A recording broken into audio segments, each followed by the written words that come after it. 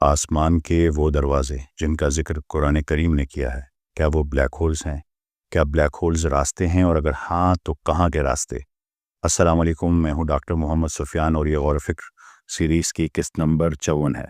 کیا آپ جانتے ہیں کہ بلیک ہول خلا میں صرف ایک سوراخ نہیں ہے، یہ کائنات کا وہ پراسرار ترین مقام ہے جہاں سے واپسی ناممکن ہے۔ فزکس کا ایک بنیادی اصول ہے، اس کائنات کا کوئی بھی مادہ یعنی میٹر، کوئی انرجی، یہاں تک کہ روشنی بھی اگر بلیک ہول کے ایونٹ ہورائزن یعنی اس کی باؤنڈری کو پار کر لے تو وہ واپس نہیں آ سکتی۔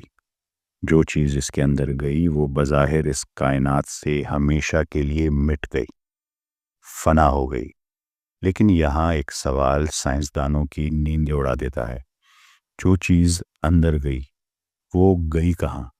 کیا وہ واقعی ختم ہو گئی، یا وہ یہاں سے غائب ہو کر کسی اور جگہ منتقل ہو گئی؟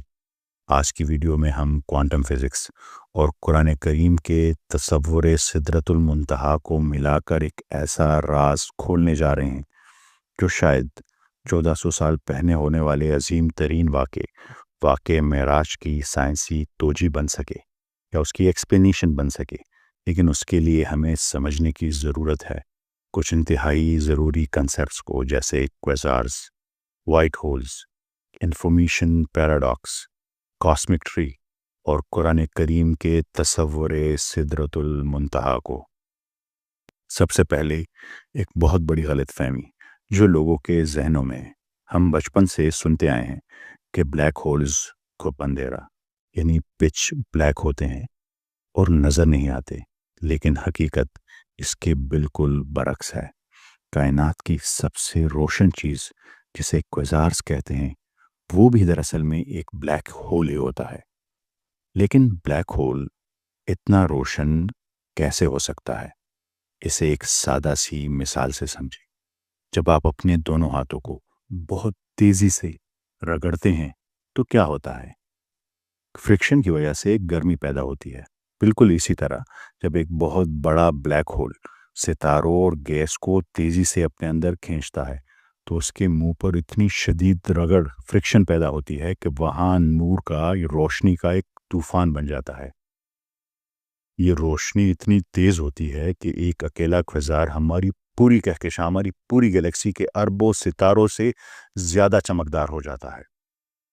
یہ کائنات کے لائٹ ہاؤسز ہیں، اندھیرے کے مرکز میں چھپی ہوئی آنکھوں کو چندیا دینے والی روشنی۔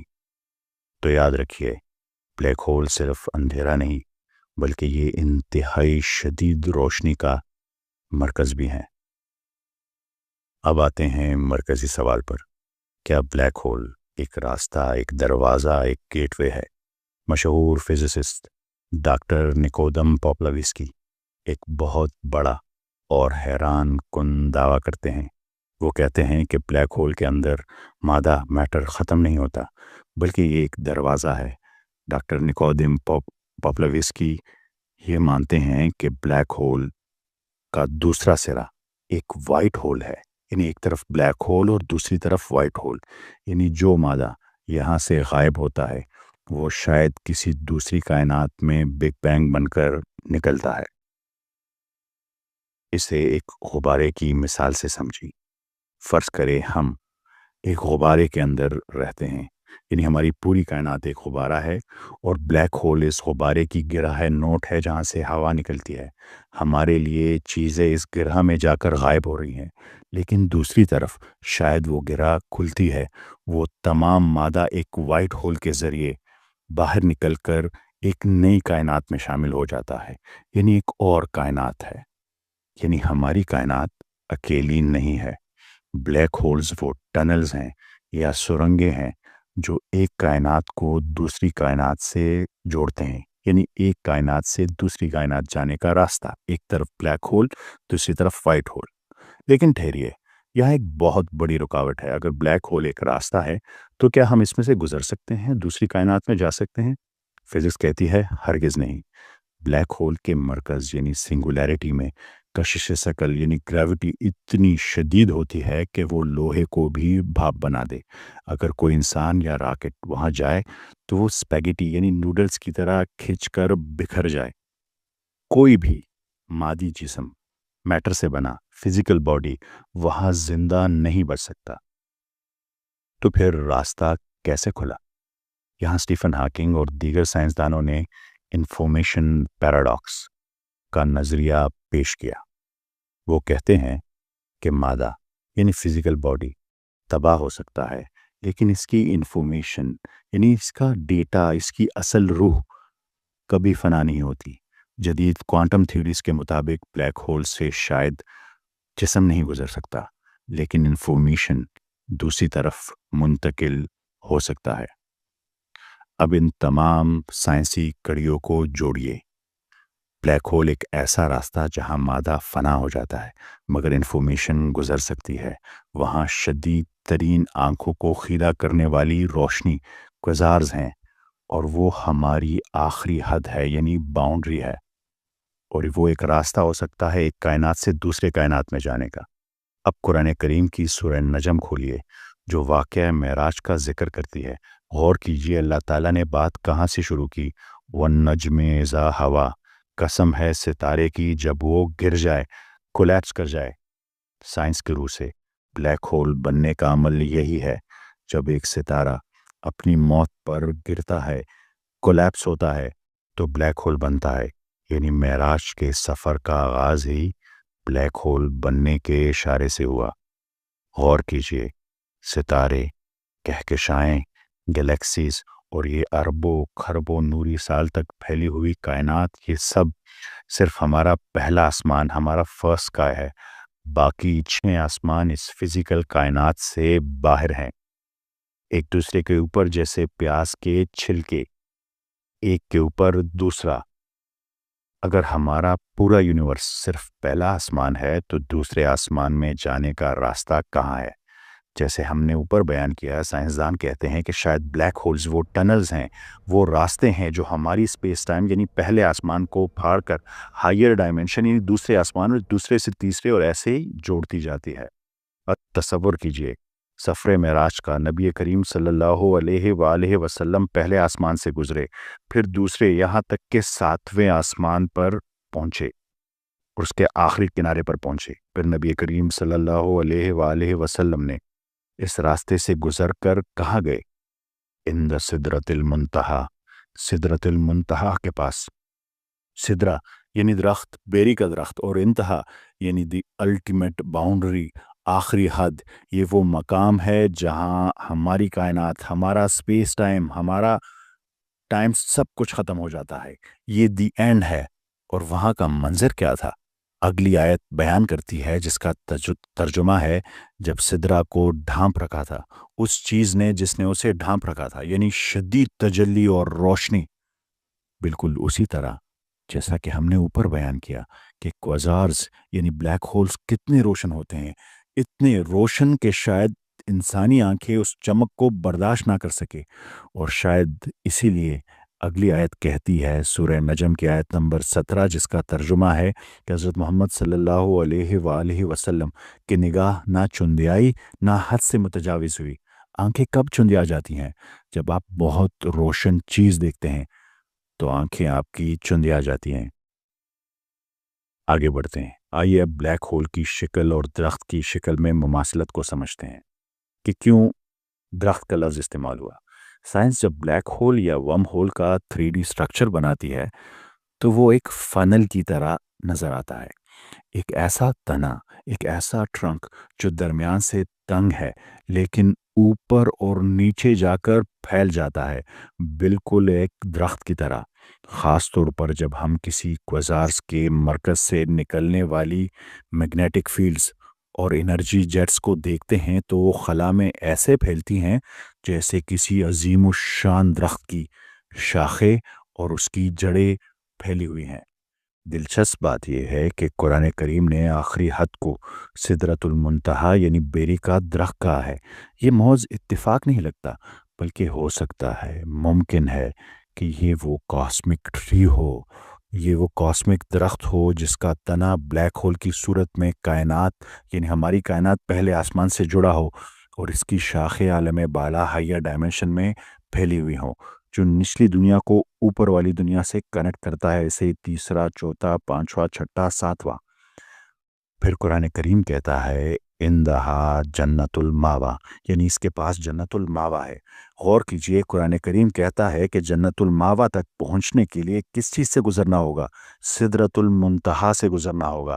اس کا صاف اور واضح مطلب ہے کہ سدرۃ المنتہا محض ایک جگہ نہیں، یا صرف ایک لینڈ مارک نہیں، بلکہ یہ ایک راستہ ہے، ایک گیٹ وے ہے، ایک دروازہ ہے۔ اور یہ وہی سدرۃ المنتہا ہے جو اپنی ساخت اور اوصاف میں آج کے بلیک ہول سے بالکل مماثلت رکھتا ہے۔ وہی شدید ترین روشنی جو سدرۃ المنتہا کو ڈھانپ لیتی ہے، بالکل دا بلائنڈنگ لائٹ آف کوزارس کی طرح۔ وہی کھینچنے کی طاقت جو کسی چیز کو واپس نہیں جانے دیتی، جیسا حضرت جبرائیل علیہ السلام نے اس سے گزرنے سے معذرت کر لی تھی۔ اور وہی درخت جیسی شکل یعنی ٹری شیپ جو بلیک ہول کی میگنیٹک فیلڈ بناتی ہے، وہی شیپ بالکل اسی طرح جیسے آج جدید سائنس صدیوں کی تحقیق کے بعد یہ کہنے پر مجبور ہو گئی ہے کہ بلیک ہول محض تباہی کا گڑھا نہیں، بلکہ یہ دوسری کائنات کا راستہ ہو سکتا ہے۔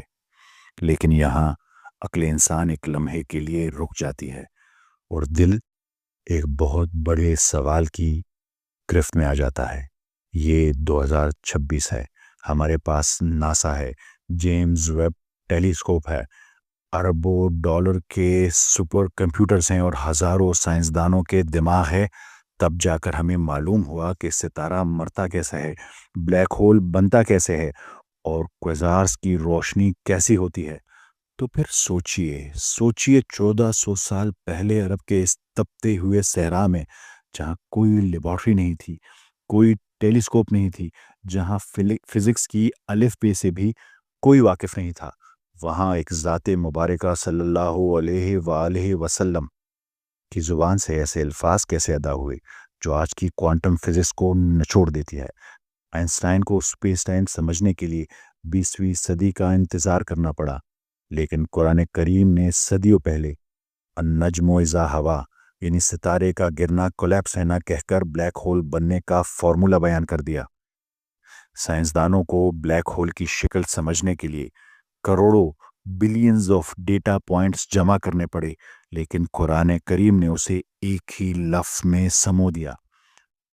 اسٹیفن ہاکنگ کو باؤنڈری سسٹم سمجھنے کے لیے پوری زندگی لگانی پڑی، قرآن کریم نے اسے انتہا دا الٹیمیٹ لمٹ کہہ کر پہلے ہی دن بتا دیا۔ یہ علم کہاں سے آیا؟ کیا یہ کسی انسان کا تکا ہے، گیس ہے؟ ناممکن۔ ایک تکا، ایک گیس لگ سکتا ہے، دو لگ سکتے ہیں، لیکن اتنی پیچیدہ سائنسی تفصیلات، اتنی باریکی، اتنی درست اصطلاحات، یہ انسانی دماغ کی پیداوار نہیں ہو سکتی۔ یہ اس بات کا کھلا اور روشن ثبوت ہے کہ یہ الفاظ اس ہستی کے ہیں جس نے بلیک ہولز کو تخلیق کیا ہے۔ یہ الفاظ زمین سے نہیں اٹھے، یہ الفاظ آسمان سے اترے ہیں۔ یہ خالق کا کلام ہے جو مخلوق کو اپنی نشانیاں کی طرف بلا رہا ہے اور نشانیاں دکھا رہا ہے۔ شاید اسی لیے اس سورہ یعنی سورہ نجم میں سفر معراج کی بات کرتے ہوئے اللہ تعالیٰ آیت نمبر 18 میں فرماتے ہیں کہ حضرت محمد صلی اللہ علیہ وآلہ وسلم نے اس دن اپنے رب کی عظیم ترین نشانیوں کو دیکھا۔ آج سائنس جسے دریافت یا ڈسکوری کہتی ہے، قرآن کریم کے لیے وہ صدیوں پرانی خبر ہے، اور یہی وہ مقام ہے جہاں سائنس کا غرور ٹوٹتا ہے، اس کا سر جھک جاتا ہے اور ایمان کا سفر شروع ہوتا ہے۔ بلیک ہول کا راستہ کھل چکا ہے۔ اگلی ویڈیو میں ہم اس راستے کے پار موجود 7 سماوات اور ملٹی ورس کی دنیا میں قدم رکھیں گے۔ اگلی ویڈیو میں ہم جانیں گے کہ قرآن کریم کے 7 سماوات یعنی 7 آسمان اور اسٹیفن ہاکنگ کی لمیٹڈ ملٹی ورس تھیوری کس طرح ایک ہی حقیقت کے 2 نام ہو سکتے ہیں۔ یہ سب ہماری جدید سائنس اور تدبر ہے۔ سائنس بدلتی رہتی ہے، لیکن اللہ تعالیٰ کا کلام کامل ہے۔ ہم یہ باتیں صرف اس لیے ڈسکس کر رہے ہیں تاکہ اللہ تعالیٰ کی قدرت کی وسعت کا احساس کر سکیں۔ اللہ تعالی ہماری کوتاہیوں، ہماری کمیوں، ہماری کم علمی کو معاف کرے۔ اگر ان الفاظ نے آپ کے دل پر دستک دی ہے تو اس ویڈیو کو ضرور شیئر کریں اور میری ٹیم کا اور اس سفر کا حصہ بنیں۔ آپ سب کی سماعتوں کا بہت شکریہ۔ ہم ملیں گے اگلی قسط میں۔ اللہ حافظ۔